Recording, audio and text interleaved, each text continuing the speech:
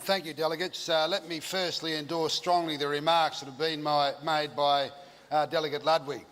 I come to this debate as a resident of the Northern Territory, a member of the seat of Lingiari, which is 1.34 million square kilometres and entails all the beef industry in the Northern Territory. So let's understand what we're talking about here. 90% of the overseas beef cattle trade comes from either the Kimberley or the Northern Territory.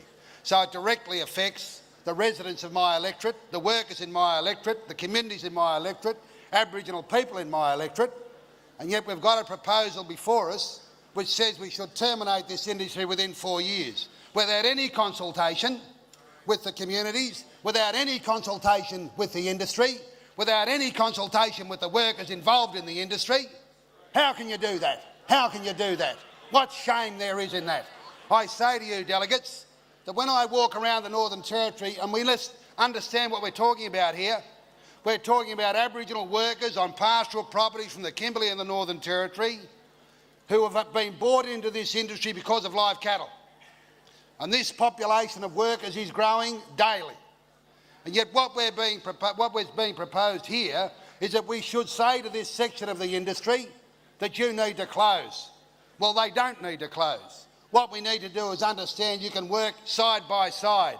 There is a proposal. Let me just say this at the outset though. I first arrived in the Northern Territory in 1976.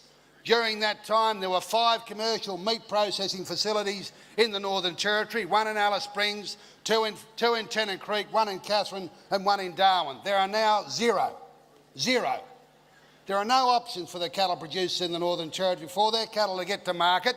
They either go for 3 or 4 or 5 days, depending where they're from, to the eastern markets in Queensland, to the southern markets in South Australia and Victoria. It's not a commercial proposition. Let me say to you, delegates, that if we can develop, along with others, there is a proposal to develop a new meatworks in Darwin, $80 million worth of investment from AACO.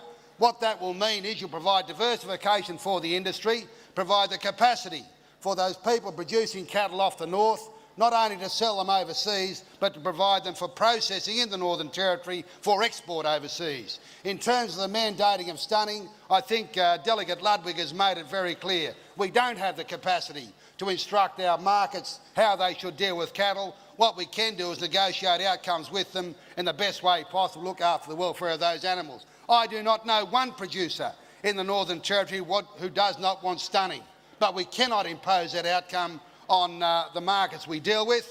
We can negotiate outcomes and we are doing so. And I have to say the industry, the beef producers, they understand their obligations.